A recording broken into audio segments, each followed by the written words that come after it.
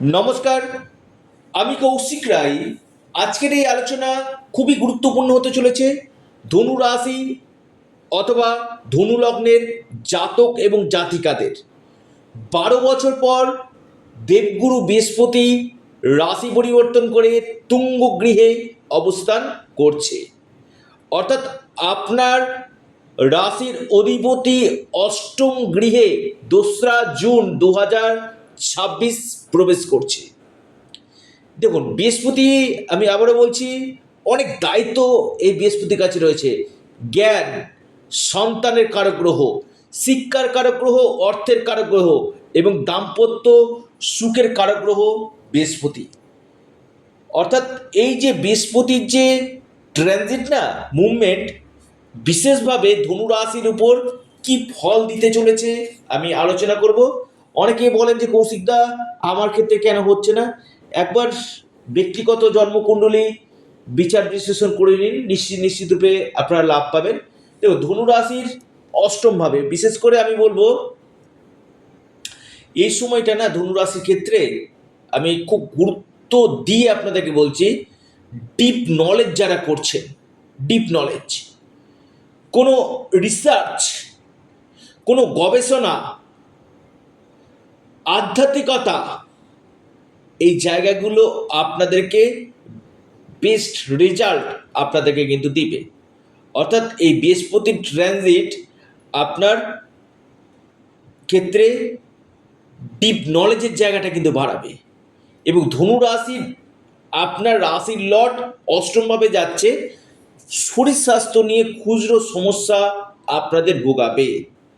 যেহেতু অষ্টম ভাব, অর্থাৎ এখানে কিছুটা হলেও আপনাদেরকে স্বাস্থ্য নিয়ে অ্যালার্ট আপনাদেরকে কিন্তু থাকতে হবে।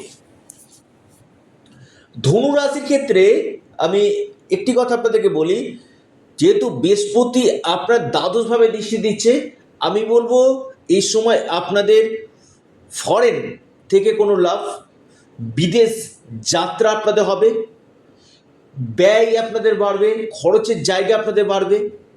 এবং যারা এমএনসি কোম্পানিতে চাকরির জন্য প্রচেষ্টা করছিলেন, আপনি ধনুরাশির মানুষ, এই সময় আপনাদের এমএনসি কোম্পানিতে জব পাওয়ার প্রবল সম্ভাবনা রয়েছে।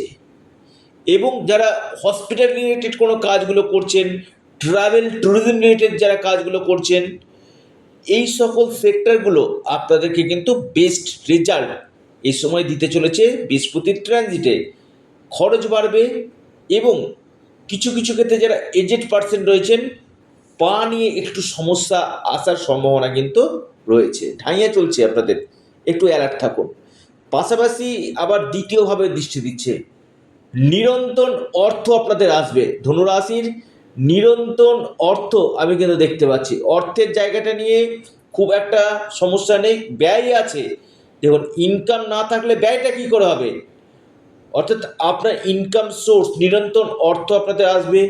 পাশাপাশি আমি বলবো, আপনাদের যে ফ্যামিলি ক্ষেত্রে বেশ সমস্যাগুলো চলছিল, সে ফ্যামিলিগত সমস্যাগুলো আপনাদের কাটবে। শ্বশুরাল লয় থেকে আপনারা কোনো বড় ধরনের গুড নিউজ আপনারা পেতে পারেন। পাশাপাশি এই সময়টা বৃহস্পতির দৃষ্টি, যারা ফ্যামিলি প্ল্যানিং করতে চাইছেন তাদের ক্ষেত্রে খুব ভালো, বেস্ট সময়টা ফ্যামিলি প্ল্যানিং। এবং কথা, অর্থাৎ আপনি যে কথা বলবেন সেই কথাটা কিন্তু গ্রহণযোগ্য এই সময় কিন্তু হবে। কারণ আমি বারবার বলি, বৃহস্পতির দৃষ্টি অমৃতর মতন হয়, বৃহস্পতির দৃষ্টি গঙ্গা জলের মতন হয়। অর্থাৎ দ্বিতীয়ভাবে দৃষ্টি অনেক দিক থেকে আপনাদেরকে বেস্ট রেজাল্ট এই সময় কিন্তু দিবে। সরাসরি বৃহস্পতি চতুর্থ হাউসে দৃষ্টি দিচ্ছে, অর্থাৎ নিজের ঘরে কিন্তু বৃহস্পতি দেখছে। অর্থাৎ এই সময় আপনার প্রপার্টিতে ইনভেস্টমেন্ট করতে পারেন, কোনো সম্পত্তি আপনারা ক্রয় করতে পারেন, এটা আমি খুব দায়িত্ব নিয়ে বললাম। অথবা আপনাদের এই সময় ধনুরাশির ক্ষেত্রে মায়ের কাছ থেকে কোনো সাহায্য আপনি পেতে পারেন।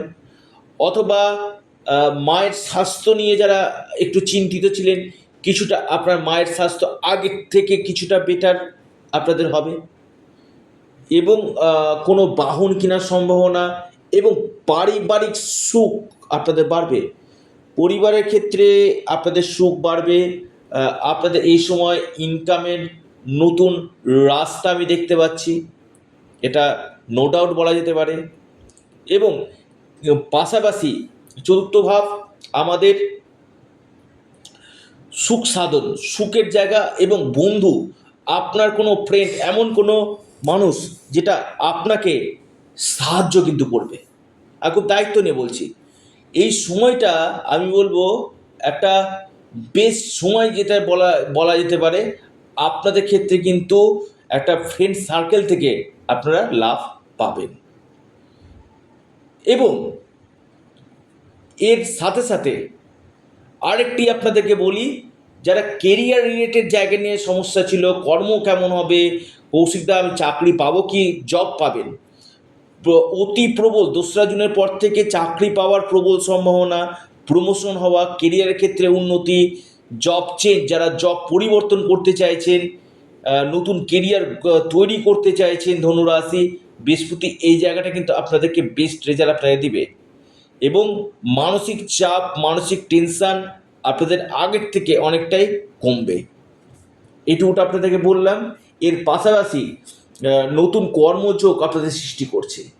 কী উপায় করবেন? প্রথমে আসি, আপনারা দেবাদিদেব মহাদেবের আপনারা উপাসনা করুন, মা তারার আপনারা উপাসনা করুন ধনুরাশি।